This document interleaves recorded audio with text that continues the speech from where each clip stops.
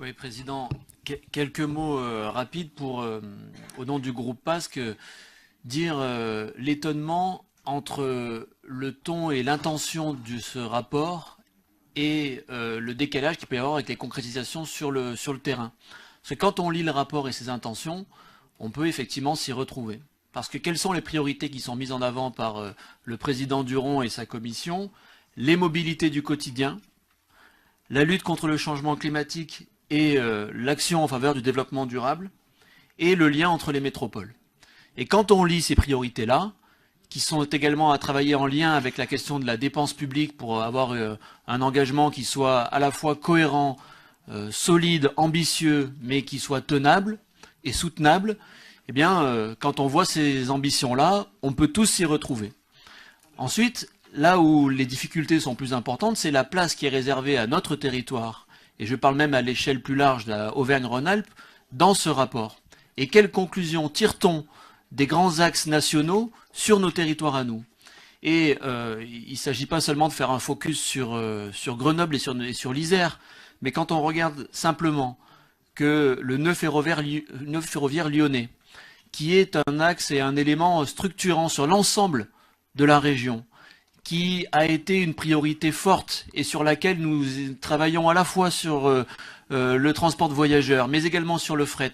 Et quand on mesure que ce point-là n'est plus prioritaire et passe dans les éléments secondaires, on se demande comment est-ce que, sur le lien entre les métropoles, sur la mobilité du quotidien et sur la lutte sur le changement climatique, comment est-ce qu'on s'y prend.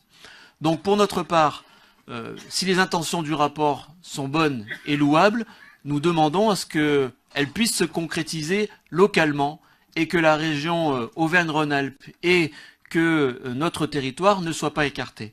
Il y a deux points en particulier.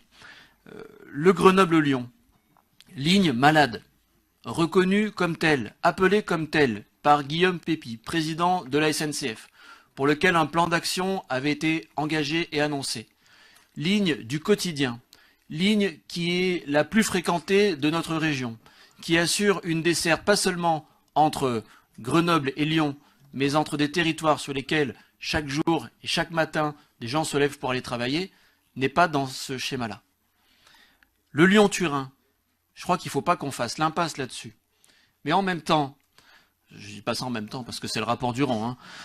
En même temps, je crois on ne peut pas demander et chercher l'unanimité dans les mots écrits et dans les propos, aller toujours chercher la difficulté, le point qui pose problème. Nous, sur le Lyon-Turin, on a toujours été clairs.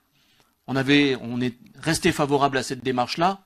Et nous avions même demandé, ici dans un vœu à la métropole, que Grenoble et son territoire puissent bénéficier et soient raccordés. Et c'était une des conditions de l'intérêt de la métropole pour le Lyon-Turin.